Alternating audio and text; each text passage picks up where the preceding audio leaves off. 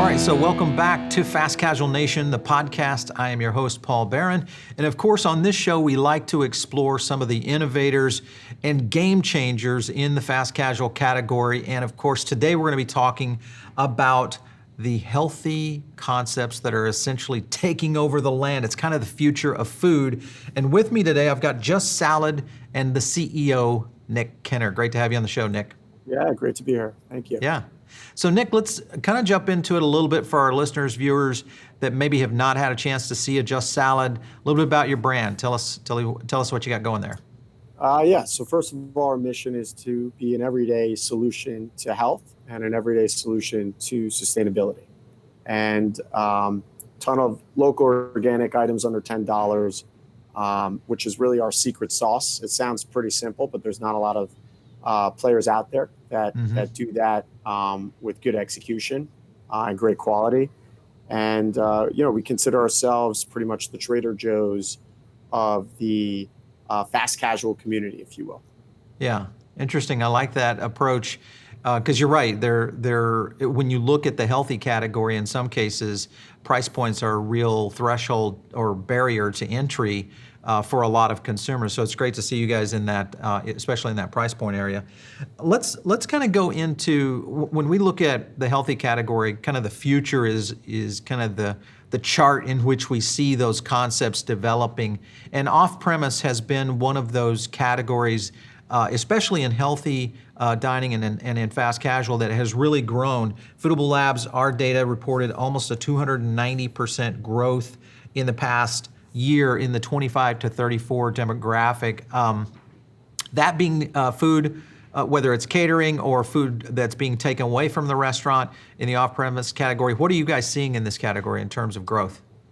We haven't seen 200% candidly, but we've seen growth in pickup and delivery, roughly in that 40 to 50% growth zone, which is a huge number for us. Yeah, that's big. Yep.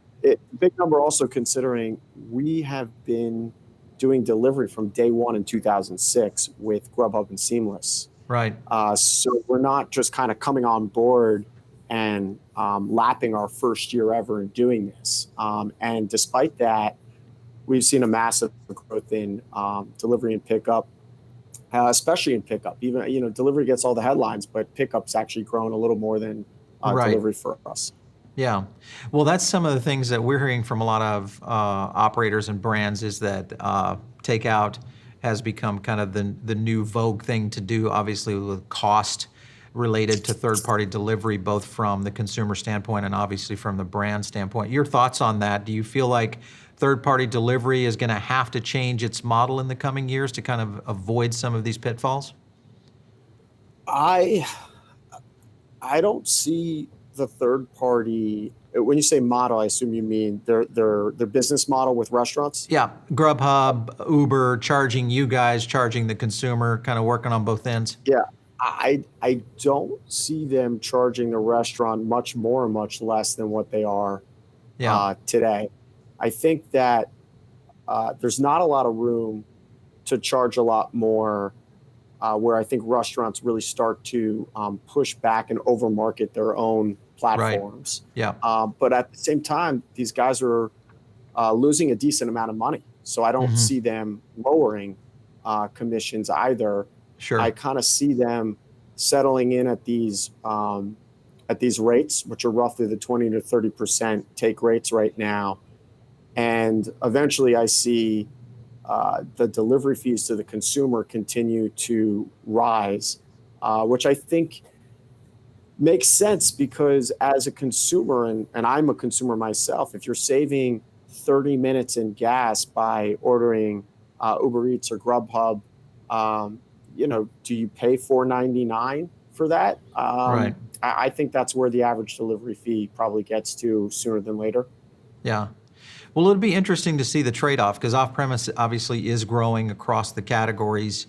And if we continue to see this kind of rate of growth, whether it's pickup, takeout, or third-party delivery, I think that'll be yet to be proven.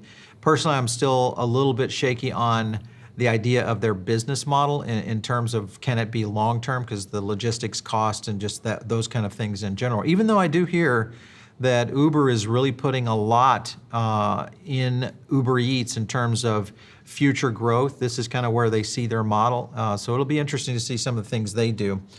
Let's look at the consumer a bit today, because obviously you guys fall right in the bullseye of the healthy eating consumer. When you look at kind of the consumer over the past 5 years, there seems to have been a shift. Do you feel that this shift is one that's here to stay, of healthy eating that's kind of just become part of our society, or you think this is still one of those things that's going to come and go?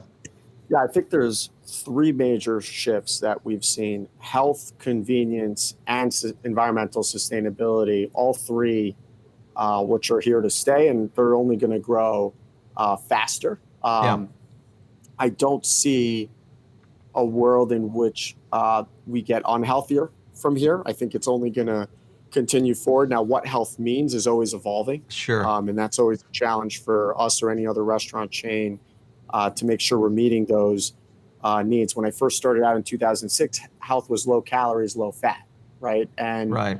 then it kind of evolved to local organic. And now it's more in a place of maybe dietary preferences, whether it's keto, paleo, vegan, Right. gluten, gluten-free. But I do see the consumer continuing to be more focused on health, more focused on environmental sustainability, and more focused on convenience, which is why we've been talking a lot about delivery pickup. Yeah. You talk a lot about sustainability. Are you guys doing some things in the sustainability area with your own brand that is kind of giving you some differentiation? Yeah, well, so we have at Just Salad, we have the largest restaurant reusable program in the world. The EAP actually recognized that in 2017 and 18. You buy it for $1, and every time that you reuse it at Just Salad, you get a free topping, whether it's avocado or broccoli or cucumbers. And as a result of that incentive, we save about 75,000 pounds of plastic per year and growing, which is about an Empire State Building's worth of plastic per year. So That's great. yeah, it's been amazing. We started with it day one, but talking about sustainability trends, we've seen a massive surge in our reusable bowl customer use the last 2 years, and this is only part of our sustainability efforts. Packaging is huge. How we source our food is huge. How we build our stores is huge. But so yeah, we have a chief sustainability officer that's focused on that, and we have something called the Green Standard, where we've committed to zero waste in 2022, and we're hard at work making sure we can execute on that. Yeah. Now, how many units are you guys up to now? So we have just under 50 units, and opening quite a few this year. So moving Where is fast. kind of the core development happening? So we have 20, almost actually 25 and counting in the New York tri-state area. We have 2 in Philly, 7 in Chicago. We have 4 in Florida, 2 in North Carolina, and 4 overseas in Dubai that are franchised. Okay, so we'll take a quick break and we'll be right back here with CEO Nick Kenner.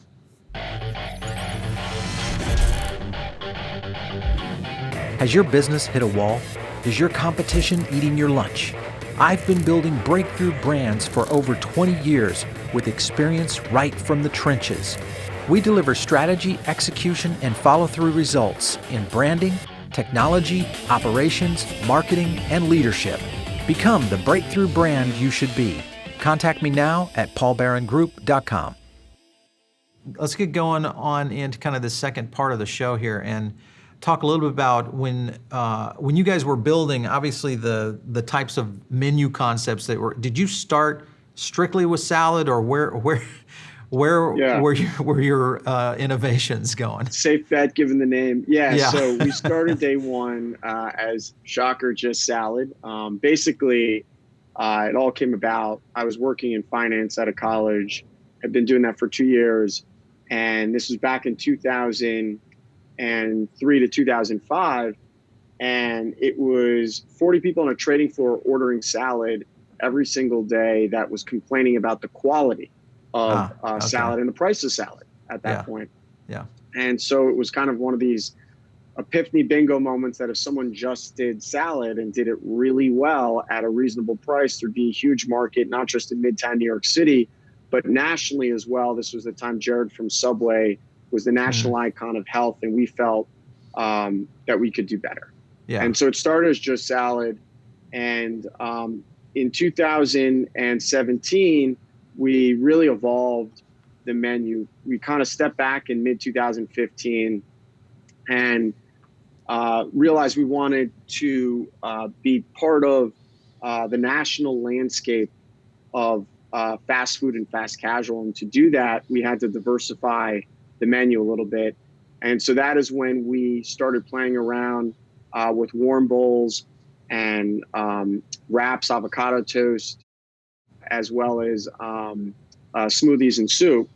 And at that point, it took us about a year and a half. And when we released it in mid 2017, immediately our customers responded very well, because in the end, our customers weren't coming to us because we just did salad. They were coming to us because they wanted a healthy food that was fast and affordable. And Right. all these different items that we added met that criteria. Yeah. So when you look at that customer base, obviously the healthy category is one of those that seems to always be pressing for that next thing, that whether it's, if you look at things like keto, we've seen Chipotle come out with these custom bowls, those Yep. kind of innovations. When you look at your own business and your own brand, how do you see the roadmap for you in terms of brand development in relationship to menu development, kind of like what you've done in the past in the next few years? Well, we know who we are, and that's where it starts, right? We know that people come to us because they want to eat healthy, they want to eat fast, they want to eat affordable, and the product has to taste great. That's a deal Yeah. breaker, and a lot of people in the health space put forth product that meets the first three criteria, but it just doesn't taste good.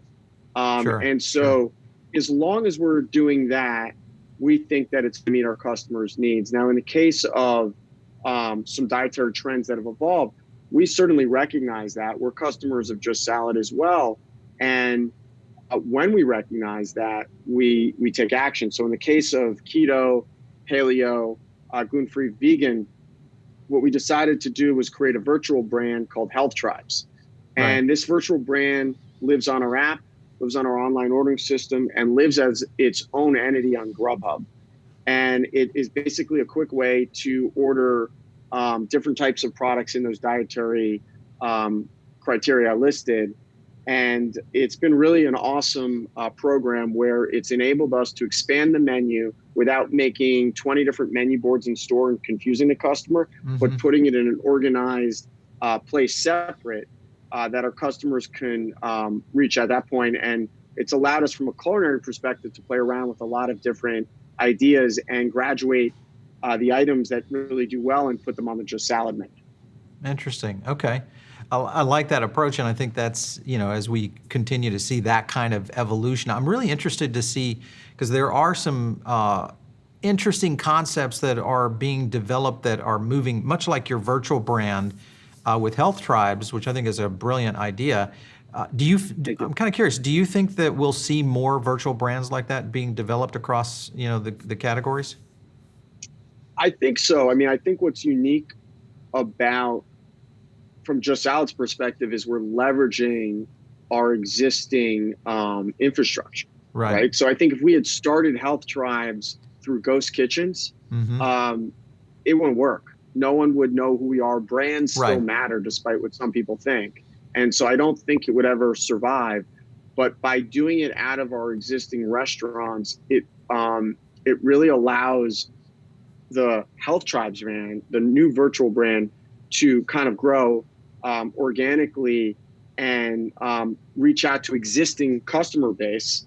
And so I think certain brands can fulfill that. And I think for Just Salad, it makes sense, right? Health Tribes isn't like we're going off and trying pizza or hamburgers out of Sure. a Just Salad store. And so I think when you can be on brand and leverage your current infrastructure, there's an opportunity. Yeah. Interesting that was app-based. Kind of rolls us into our next question, being technology as a forefront, because we have seen pretty significant technology shifts in the past 5 years. Obviously, the on-demand logistics, those kind of things are kind of a no-brainer for what's happened in the industry. But now we're starting to see companies that are linking this data, our personalized data, in terms of things we're consuming, whether it's within one brand or multiples, and crunching all that information and then giving us some sort of feedback in terms of whether it's a company like Fitbit or this company we just pulled on, Foodvisor, and which are companies that are really kind of taking this next level of data, applying it to today's consumer. How do you see that applying or working with brands like yours? It sounds like Health Tribes would be a perfect match for that. Yeah. Yeah. Look, I think it's really kind of head spinning, all this data that we have in the restaurant industry. I think we're all starting to figure out how to use it, how to A, gather it, and then B, how to use it properly. Right. I think that ultimately where the data becomes very useful is being able to recommend to your customers the next item for them to purchase that makes sense from you, a la Netflix or Amazon for that matter. Yep. So recommendations, sure. Because menus at restaurants can be difficult to navigate, and obviously the closer that you can get to the preferences of your customer is going to make them come more often. And so I think that's something we're aware of. Frankly, we're not as far along on that as we'd like to be through our own app or online ordering system, but it's something that we are focused on. Yeah. I've seen some things we can't reveal, but in terms of just what's happening in AI and even things like StepLogic, where people are analyzing, much like what you're saying is what we've done on social media, if in fact we consume those items and posted it on Instagram, to where it gives us kind of feedbacks based on health questionnaires. So if much like in your doctor, where you go in and say, hey, this is my weight, here's my resting heart rate, here's the kind of things I like to eat, yada, yada, and then it pops out a recommended diet for you and then gives you like tiers of elements. So you can go from super healthy to my one cheat meal a week. And then it gives you kind of the potential brands that you should be participating with to go do that. I can see you guys would be falling into that category a lot. I think it sounds cool. It's something that's kind of honestly pretty creepy, but very helpful at the same time from a consumer perspective. And so I think it's something we would fit in well in terms of being able to be a recommendation to these customers that are seeking specific health benefits. Yeah. When you look at plant-based, Nick, do you feel like this is something, because there's been proponents out there for really flipping the the overall food ecosystem to a plant-driven ecosystem, and then there's obviously the proponents that are out there, hey, no, we have to have a mix of animal protein in this. Where do you guys kind of land in this area? I think we are. We've certainly shifted our own menu to be more plant-based over the last few years, and that's come naturally from within, from myself and the people that work at Just Salad. And I think there's a huge case for plant-based from a health perspective and sustainability perspective. So at this point, we only have 2 animal proteins left on our menu, which is chicken and pole-caught tuna. And I do see a world where 5 years from now, I could see it possible that we weren't serving meat. I think that meat used as a filler is something that I think the world will be moving away from. I think, fine dining restaurants, that's a place where we should be eating meat, where it's an experience, it's an occasion, it's a celebration, it's something that is unique. I think as an everyday filler, again, I'm not vegetarian, but I actually choose to eat vegetarian at Just Salad because I often like to try and not eat meat at lunch. And I think there's a lot of other people like me out there that aren't going vegetarian, but just want to reduce their meat intake. And I think that's going to only continue. Yeah. So Nick, when you look at fast casual, your initiation year, did you say 2006? Yeah, correct. Okay, so from '06 to where we are now, 2020, that's almost 15 years. Yeah. What have you seen that has really impressed you in terms of change in the industry itself? And do you think it's on the right track? I think what's impressed me is certainly how delivery and pickup has been embraced by the consumer. Okay. And how quickly that has happened. Yeah. And I think what I'm disappointed and frustrated with is how far the restaurant industry has to go in terms of environmental sustainability, especially with packaging. And I think that's a place where, as restaurant owners, we've really fallen short and need to do a lot better. Yeah. That's only going to compound as we see more off-premise, because a lot of, like you're saying, a lot of restaurants have not been able to address the packaging concern. In some cases, if you look at a Panera, they're using dishes and silverware and things like that are obviously great for the environment just to wash them. But there's been a lot of movement toward, the packaged goods side of it. If you look at Chipotle, when they brought the bowl product out, all of those supposedly recycled products, if off-premise it still continues this blistering pace of growth, which really right now is only still in a lot of cases, when you look at the overall number, it's still less than 10% of the overall dining number. Yeah. For that to grow into the 30, 40%, do you feel like that would be devastating for just sustainability issues? It would be if we don't make changes. Yeah. And I think the two big changes is reducing and reusing. And what reducing means is a lot of restaurants should not automatically opt in to giving napkins and forks to every customer. They don't need bags to be the size that they are. They can probably be 50%. And those types of changes in terms of reducing what's given will have major impact. And then the other thing is reusing. I think, delivery services that embrace reusable containers, I think ultimately will have a leg up. And I think that's probably something that they're hopefully starting to work on right now.